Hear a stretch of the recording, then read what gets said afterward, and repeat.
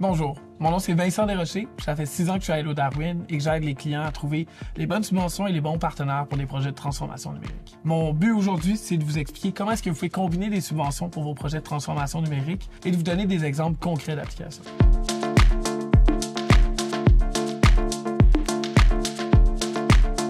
Donc, premièrement, il faut se demander c'est quoi la transformation numérique et quels projets sont admissibles.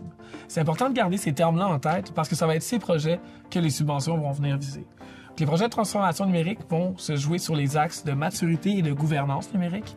La maturité, c'est par rapport à c'est quoi le niveau de technologie que vous avez présentement et où est-ce que vous en êtes par rapport au marché et à votre compétition.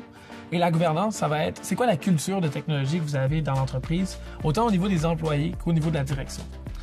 Donc, on va dire pour donner un exemple, si vous voulez savoir si votre projet touche la transformation numérique, il faut se demander, est-ce que ce projet vise l'implantation ou l'optimisation de technologies pour améliorer l'expérience client de notre audience?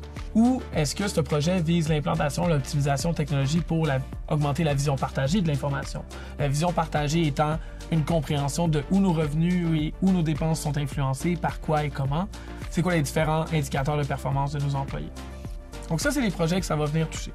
Pour faire simple, un projet de transformation numérique, c'est l'implantation ou l'optimisation de technologies qui vise à améliorer l'efficacité, la rentabilité ou la profitabilité de l'entreprise.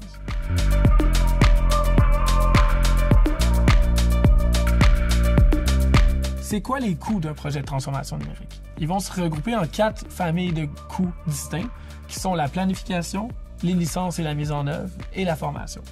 Pour chacun de ces 4 groupes de dépenses, il va y avoir différentes subventions qui peuvent se retrouver. Pour la planification, il va y avoir le volet 2 du PCAN, le SR 1B. Il va aussi avoir l'IQC 4.0 pour les entreprises de la construction. Pour les licences et la mise en œuvre, il va y avoir le prêt à 0% de la BDC, le volet 1C du SR et aussi la subvention salariale de 7 300. Pour la formation, il y a aussi des subventions d'Emploi Québec que vous pouvez aller chercher. Pour donner un exemple concret, Hello Darwin, on a fait un projet de transformation numérique en début 2023 et fin 2022. La problématique étant qu'on avait des données non unifiées, qu'on avait de la difficulté à voir c'était quoi les vraies données de notre entreprise et qu'est-ce qui impactait nos revenus et nos dépenses. Ça faisait qu'on avait de la misère à attester des nouvelles approches de vente, puis des nouveaux projets et des nouveaux modèles d'affaires.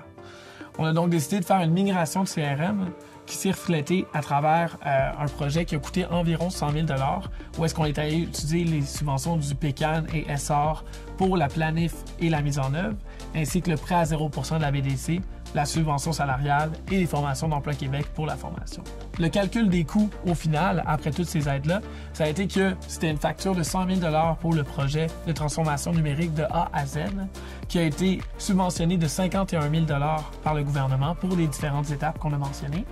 Ça fait donc un coût réel de 49 000 $ à Hello Darwin, qui a été amorti sur le prêt à 0% de la BDC que je mentionnais.